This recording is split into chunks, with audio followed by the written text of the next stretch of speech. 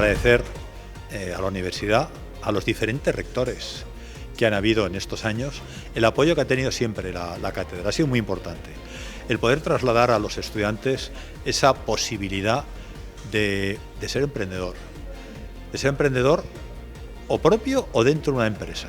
Esas son las claves que han hecho que dure esto 25 años y que tenga muchos años más por delante.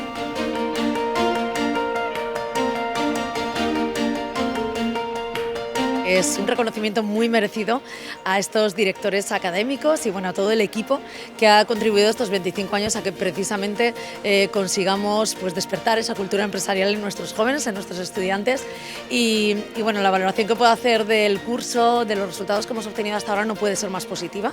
Creo que tenemos que seguir reforzando y poniendo todo de nuestra parte para que nuestros jóvenes no solo piensen en trabajar por cuenta ajena, sino también que desarrollen pues, características de intraemprendimiento y que, ¿por qué no, busquen un proyecto con el cual emprender?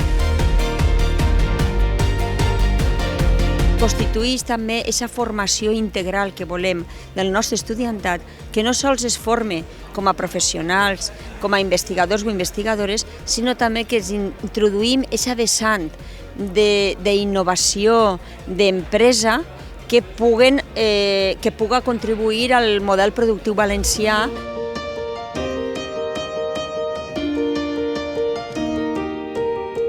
Entendemos el curso aquí por ser empresario que no se trata de que los alumnos aprendan nada. Siempre les digo cuando vienen, aquí no venís a estudiar sino a divertiros, pasarlo bien, a tener emociones, que al final es lo que se trata, de que el empresario transmita sus emociones personales con sus éxitos y sus fracasos.